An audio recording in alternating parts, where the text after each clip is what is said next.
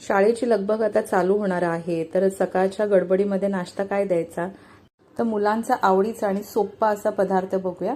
त्यासाठी एका वाडग्यामध्ये गाळणी घ्यायची, त्याच्यावरती पातळ सुती कपडा टाकून 400 ग्राम दही घ्यायचं आहे आणि त्याचं पूर्ण पाणी निथळून काढायचं आहे। किमान 4 तास किंवा रात्रभर आपल्याला फ्रीजमध्ये ठेवायचं असतं।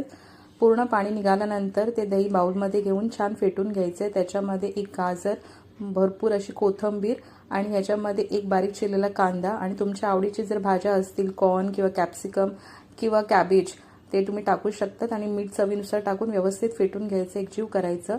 नंतर इथे आपण ब्रेड स्लाइस घेतलेले आहेत आणि त्याच्यावरती आपण हे मिश्रण एकसारखं पसरून घ्यायचं आहे। दोन्ही ब्रेडला एकसारखं पसरवायचं आणि दुसरा ब्रेड स्लाइस ठेवायचा। नंतर आपण तव्यावरती थोडंसं तूप टाकून थोडीशी मोहरी टाकायची आणि कढीपत्ता टाकायचा आहे। चांगलं तडतडला की ब्रेडचे स्लाइस यावरती किमान 3 ते 4 मिनिटं छान भाजून